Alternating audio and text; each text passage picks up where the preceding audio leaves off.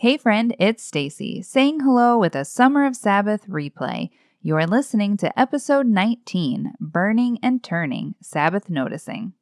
Hi, I'm Stacy Holmes, and this is Glordinary, a few moments where we celebrate God's glory and champion the ordinary. I'm glad you're here.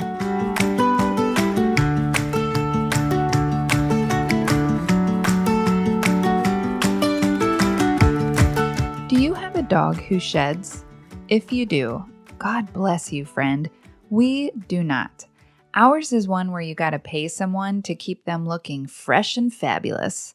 It's a blessing to our allergies and a curse to the old wallet. Ouch. Well, recently on one of my morning walks with our favorite little buddy Rolo, my youngest daughter was with me. Now, my daughter is a noticer, as in she has this innate ability to see what other people can't or don't. She always has. On this particular morning walk, out of nowhere, she says, "Mom, don't you love the way Rolo's shadow looks on the sidewalk when his fur is at this stage?" Sure? Now look, I have never even noticed Rolo's shadow, let alone his shadow at varying stages of fur growth. I'm usually listening to her chatter away with this quiet inner dialogue always running through my brain. Did I swap that load of laundry? Wait, was I supposed to call the dentist back? Oh, I gotta pick up those books on hold at the library. You know, the mom brain, dad brain, adult brain type of stuff. So, no, baby girl, I haven't ever noticed the way Rolo's shadow looks on the sidewalk at this stage of his fur growth. Yet, on this walk, I sense the Lord's whispers and nudge through my daughter's words. Why not, Stace? Why don't you notice? It wasn't an accusation, it was just a question. And it reminds me of Moses in Exodus 3. By now, we've settled into a nice rhythm here on our Summer of Sabbath series as we embrace a Sabbath stopping, resting, delighting, and worshiping for our souls. In episode 18, we saw God reintroduce the Sabbath after Moses leads the Israelites across the Red Sea on dry ground. But now, well, I'm gonna Star Wars prequel you for a minute with the backstory of Moses, because, well, Moses, he had an opportunity to notice Rolo's shadow on the sidewalk too. Kinda, sort of. I mean, if Rolo had been there. By the time Moses is on the scene, the Israelites in Egypt have grown from 70 males during Jacob's time to about 600,000 in the span of 4 centuries. Out of fear, Pharaoh forces the Israelites into slavery, and we see Moses introduced as the baby boy saved from the river by Pharaoh's daughter. Remember this? He's raised as an Egyptian, but he sticks up for his original Israelite family, kills an Egyptian slave master, and then flees in terror to Midian. 40 years later, we pick up our story in Exodus 3. And it goes like this. Now Moses kept the flock of Jethro, his father-in-law, the priest of Midian, and he led the flock to the backside of the desert and came to the mountain of God, even to Horeb. And the angel of the Lord appeared unto him in a flame of fire out of the midst of a bush. And he looked, and behold, the bush burned with fire, and the bush was not consumed. And Moses said, I will now turn aside and see this great sight, why the bush is not burnt.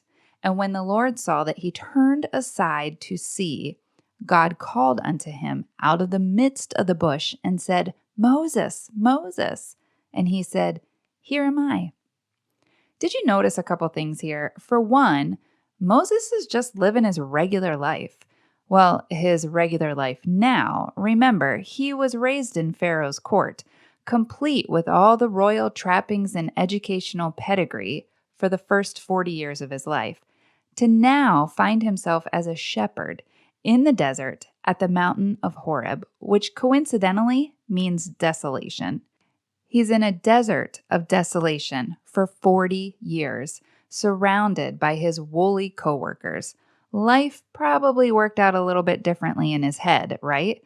Yet that's the reality for Moses. Cue Rolo's shadow, or your Bible might say burning bush.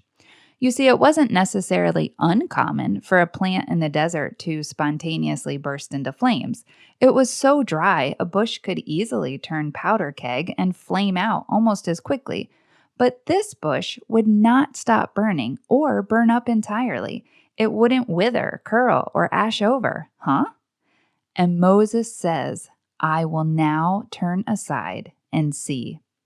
Moses physically turned aside. He stopped and turned.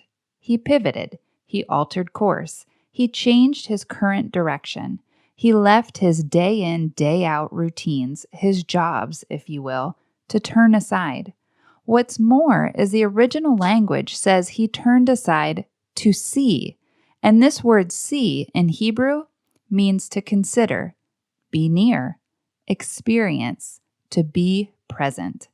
Moses turned aside. He altered his day to experience and be present to that great sight. He stops and notices. What Moses didn't know is that as he turned aside to see, to be present, he came near to the ever-present God. Dr. Matthew Sleeth writes in his book, Reforesting Faith, if we want to hear from God, we need to pay attention to miracles God places in front of us. Sabbath helps us pay attention.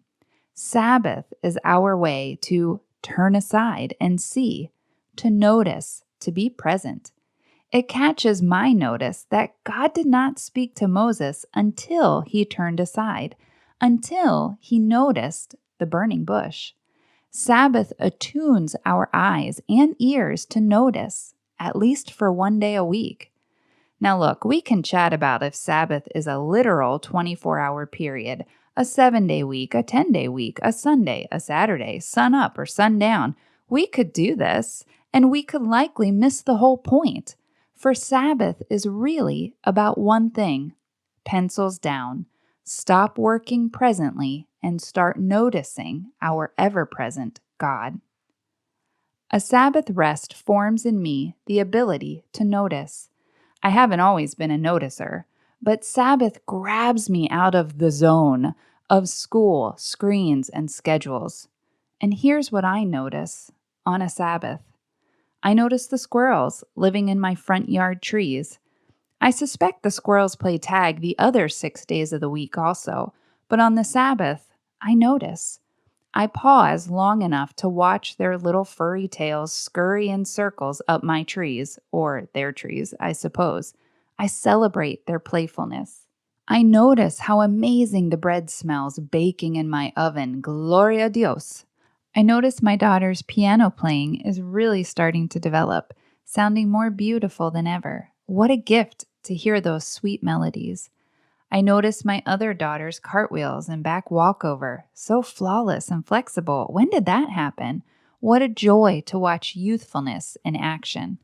I notice that John's beard is graying more, and I'm grateful to be growing old together.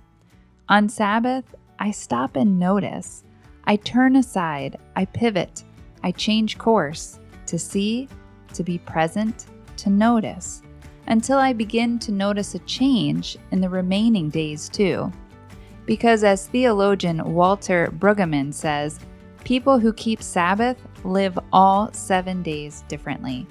Sabbath invites us to stop and notice, to stop working presently, to notice our ever-present God, even and especially in the dog's shadow on the sidewalk.